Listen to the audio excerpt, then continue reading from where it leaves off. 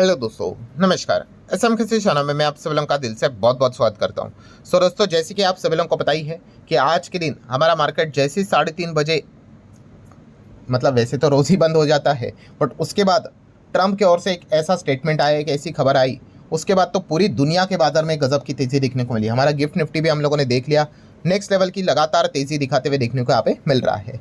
So at least ये तो पता चला है कि अमेरिका की ओर से तो अगले 5 दिन ईरान के ऊपर वो कोई अटैक नहीं करेंगे। अभी इसमें वो कोई पलटी मारते नहीं मारते भाई, वो तो बात की बात है, बट एटलीस्ट इस स्टेटमेंट के चलते हम यहाँ पे कह सकते हैं कि एक बहुत ही अच्छा पॉजिटिव माहौल एंटायर ग्लोबल मार्केट में डेवलप होते हुए देखने को यहाँ पे मिला। अब ये कितने देर तक टिकेगा वो तो नेक्स्ट बात है, बट इस वीडियो की अगर हम लोग यहाँ पे बात कर ले तो टॉपिक क्या है, जैसे कि आपको पता है ये जो मिडल ईस्ट में जो भी कॉन्फ्लिक्ट चल रहा था या फिर अभी भी चल रहा है, इस चीज़ के चलते पूरे बाजार की तो लंका लगी, बट कुछ पर्टिकुलर कंपनियां ऐसी है, स्टॉक्स ऐसे है, वो तो पूरी तरीके से ही टूट गए।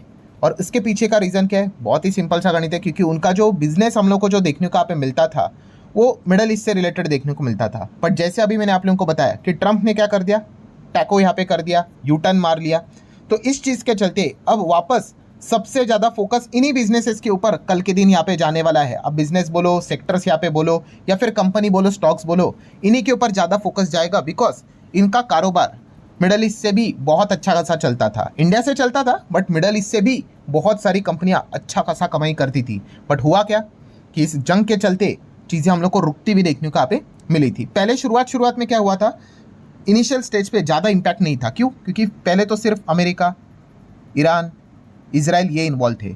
फिर बाद में ईरान ने जो बाकी मिडल ईस्ट के ऊपर अटैक करना स्टार्ट किया, वहाँ से दिक्कत स्टार्ट हो गई। दुबई के ऊपर अटैक, सऊदी के ऊपर अटैक, कतर के ऊपर अटैक, अलग अलग देशों के ऊपर हम लोगों ने देखा कि अटैक होने लग गए, और फिर पूरा मिडल ईस्ट इस वॉर में घिर गया। तो इस चीज़ के चलते बड़ी बड़ी कंपनियां हम लोग को नीचे आते हुए देखने को यहाँ पे मिल गई, क्योंकि जैसे मैंने आपको बताया कि ठीक है, उनका ईरान को लेकर, इजराइल को लेकर कोई इतना बड़ा बिजनेस नहीं चलता था, बट उनके बाकी मिडल ईस्ट में बिजनेसेस चलते थे। और इस चीज़ के चलते यहाँ पे क्या हो रहा था, जंग के चलते उनके बिजनेसेस के ऊपर इम्पैक्ट, नेगेटिव इम्पैक्ट पड़ रहा था। तो अभी फिलहाल जो ये एक यू टर्न देखने को मिला, इस चीज़ के चलते कल के दिन इन कंपनीज की ओर भी हर किसी का ज़्यादा फोकस यहाँ पे रहने वाला है कि अगर रिकवरी होगी तो कितनी होगी। सो स्टार्ट करते हैं दोस्तों। पूरा वीडियो सिर्फ इन्फॉर्मेशन पर्पज़ के लिए है, ठीक है। तो पहला तो भाई इंपॉर्टेंट चीज़ है क्रूड ऑयल। ऑयल ज़बरदस्त गिर गया, आप देख सकते हैं अभी भी ऑलमोस्ट 100 के नीचे जा सकता है, इस प्रकार की स्थिति यहाँ पे बनी हुई है। WTI तो 90 के नीचे फिसल गया, ब्रेंट तो आप देख सकते हो 100 के भी नीचे यहाँ पे जा सकता है, ठीक है। एंड अगर ऐसा हुआ तो आपको पता है ऑयल ये सबसे बड़ा रॉ मटेरियल प्ले करता है बहुत सारे अलग अलग सेक्टर के लिए, तो इनकी हालत खराब हुई थी, तो एक अच्छा बाउंस एक्सपेक्ट किया जा सकता है। जैसे कि पेंट कंपनियाँ, जितनी भी पेंट कंपनियाँ हैं, ठीक है, सब में क्रूड कंपोनेंट हम लोग को देखने को मिल जाता है। सो अब जिस प्रकार से ऑयल यहाँ पे गिरा है, तो एक मतलब हम कह सकते हैं एक पेंट कंपनीज के लिए एक राहत की सांस देखने को मिल गई, ठीक है। अगर ये ऑयल 150-200 अगर चला गया तो भाई करेंगे क्या ये, तो हम कह सकते हैं कि चलो एक अच्छी चीज़ देखने को मिली है। देन सीमेंट कंपनीज, इनके लिए भी क्रूड कंपोनेंट रहता है बहुत बड़ा, तो ये भी एक राहत की सांस लेंगे। देन केमिकल कंपनियां, बहुत सारे केमिकल्स में क्रूड कंपोनेंट हम लोग को देखने को मिल जाता है, तो भी एक राहत की सांस लेंगे। देन टायर कंपनीज की अगर हम लोग बात कर ले, तो टायर कंपनीज में भी, रबर में भी अगर हम बात कर ले क्रूड कंपोनेंट रहता है, तो ये जितना नीचे आएगा तो टायर कंपनी के लिए भी अच्छी बात है, तो टायर स्टॉक्स रडार के ऊपर रहेंगे कल। देन टाइल्स की अगर बात कर ले, सिरेमिक्स की बात कर ले, तो यहाँ पे भी आप सभी लोगों को पता ही है क्रूड कंपोनेंट, गैस कंपोनेंट हम लोग को बड़े मात्रा में देखने को मिल जाता है। सो ये भी कंपनियां, सिरेमिक्स वाली कंपनीज की हालत काफ़ी बद से बदतर यहाँ पे हुई थी। सो जैसी ये खबर यहाँ पे आई है, एंड अगेन मैं बार बार कह रहा हूँ कि ये प्रे करना है कि भाई कल मार्केट खुलने से पहले कोई यू टर्न ना आ जाए, कोई अटैक विटैक ना हो जाए, ठीक है। एंड अगर ऐसा कुछ हुआ तो हमें क्रूड का market, gift nifty, Dow Jones, Nasdaq, ये सारी चीज़ें तो हम लोगों को बता ही देगा। बट हम कह सकते हैं दोस्तों इस चीज़ के चलते टाइल्स वाली कंपनियां कल फोकस में रहेंगी। देन ऑयल मार्केटिंग वाली कंपनियां, OMC, ये भी रडार के ऊपर यहाँ पे रहने वाली है, ठीक है। देन अगर हम लोग यहाँ पे कुछ कंपनीज की बात करें, जैसे कि रिलायंस इंडस्ट्री, रिलायंस को तो क्रूड का रिक्वायरमेंट रहता है, आप लोगों को पता है, वो तो रिफाइन करके बिजनेस करते हैं। सो रिलायंस के लिए एक थोड़ी सी राहत वाली बात हम लोग को देखने को और सुनने को यहाँ पे मिल रही है। अच्छा, कुछ लोग ये सोच रहे होंगे, जो कि एक बहुत ही सही सोचना होगा कि सर देखा गया तो ईरान ने तो ये बोल दिया, डिनाई कर दिया कि ट्रंप ने जो भी बोला है फेक है भाई, ऐसा हम कुछ बातचीत नहीं कर रहे और स्ट्रेट ऑफ हॉर्मुज बिरमुज बंद ही रहेगा सब कुछ। तो फिर मतलब देखा गया तो इसको सेलिब्रेट कैसे किया जाए, तो ऑब्वियसली जैसे मैंने आपको क्या बताया भाई, क्रूड के दाम तो नीचे आ गए ना, क्रूड तो 100 के करीब आ गया, तो इसीलिए यहाँ पे हम कह सकते हैं एक पॉजिटिव पॉइंट हम लोग को देखने को मिल रहा है। इवन दो ईरान ने इन चीज़ों को डिनाई किया, ऑयल नीचे आना इंपॉर्टेंट है, ठीक है। और ईरान ने यही इल्ज़ाम लगाया है किसके ऊपर, ट्रंप के ऊपर, कि भाई इसके ऊपर ऑयल के प्राइसेस इतने बढ़ चुके हैं, उसके ऊपर इतना प्रेशर आ चुका है ट्रंप के ऊपर कि वो अब झूठी खबरें फैला रहे हैं कि हमने बातचीत यहाँ पे की है, अच्छा प्रोग्रेसिव मतलब प्रोडक्टिविटी नज़र आ रही है हमारी मीटिंग के बीच में कि कुछ सॉल्यूशन निकल सकता है, 5 दिन के लिए हम अटैक यहाँ पे नहीं करेंगे, पोस्टपोन कर रहे करके। सो ऐसा कुछ भी नहीं हुआ है, बट वो कोई कर रहे हैं। इस चीज़ के चलते पॉजिटिव माहौल फैलेगा और क्रूड नीचे आएगा। सो क्रूड तो नीचे आ गया, तो इस चीज़ का फ़ायदा ये कंपनीज हम लोग को डायरेक्टली इनडायरेक्टली उठाते हुए देखने को मिलेंगे। तो रिलायंस के लिए एक राहत की सांस है। देन सन फार्मा की अगर बात कर ले तो सन फार्मा भी मिडल ईस्ट को अगर लेकर अगर हम कहें तो एक डिसेंट बिजनेस करता है, ठीक है। वर्ल्ड में तो सन फार्मा का बहुत सारा बिजनेस चलता है। देन टाटा पावर की भी बात कर ले, 5-10% का बिजनेस टाटा पावर का मिडल ईस्ट में भी चलता है, सो इनके लिए भी अच्छी बात है।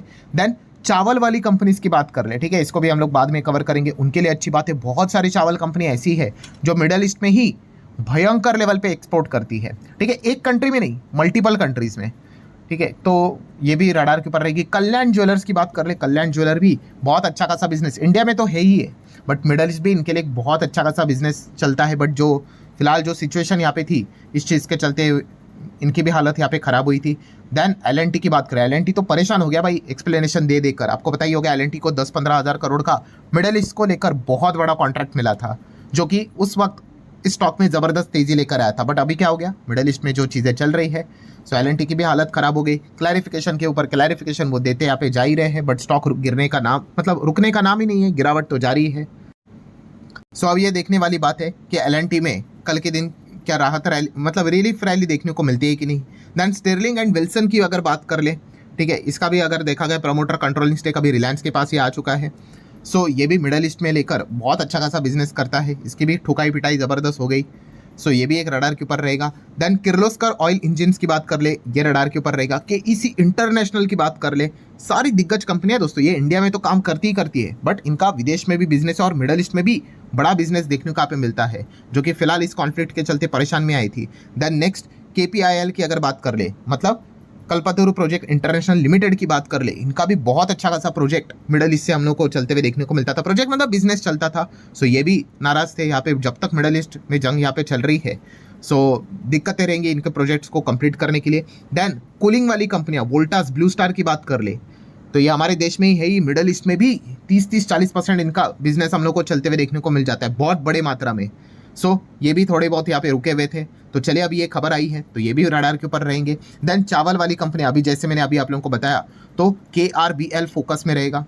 KRBL पूरे मिडल ईस्ट में अगर देखा गया तो इनका 50-60% से ज़्यादा एक्सपोर्ट मतलब इंडिया से जाता है, ठीक है। इनफैक्ट अगर आप इनका लोगो भी देखोगे, चावल का ही लोगो आपको देखने को मिलेगा, ठीक है। उसी के साथ साथ LT फूड्स की भी अगर बात कर ले, ठीक है, ये भी कंपनियाँ 50% से ज़्यादा, 60-70% से ज़्यादा एक्सपोर्ट करता है मिडल ईस्ट से।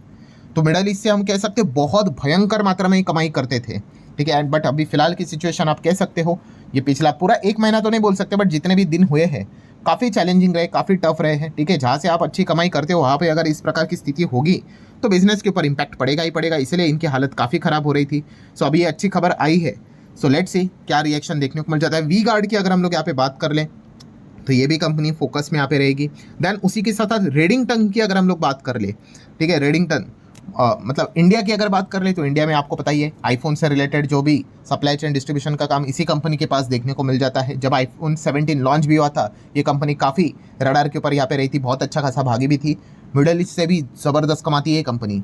तो क्या हुआ था, अभी जो चल रहा था पूरा रायता फैला हुआ था, परेशान हो गई थी कंपनी, अब ये अच्छी खबर है यहाँ पे आई है। सो रेडिंगटन वाले भी थोड़ी सी सांस में सांस, जान में जान यहाँ पे आई होगी, ठीक है। सो कल बाजार खुलेगा तो इनके ऊपर भी फोकस रहेगा। देन अदानी पोर्ट की अगर बात कर ले, इजराइल का हैफा पोर्ट तो आप सभी लोगों को पता ही है, इनका भी सिंगल डिजिट रेवेन्यू बहुत अच्छी तरीके से अदानी पोर्ट में कैलकुलेट यहाँ पे हो ही जाता है, तो ये कंपनी फोकस में यहाँ पे रहेगी। सो ठीक है दोस्तों, लिस्ट अगर ऐसी निकाली जाए तो बहुत सारी कंपनी आपको देखने को मिलेगी। जैसे कि अभी एयरलाइन की बात कर ले, ठीक है, एयरलाइन वाली कंपनियां भी फोकस में रहेगी। एयरलाइन वाली कंपनी तो डबल झटके में चल रही थी, जैसे कि इंडिगो, स्पाइस जेट। क्यों?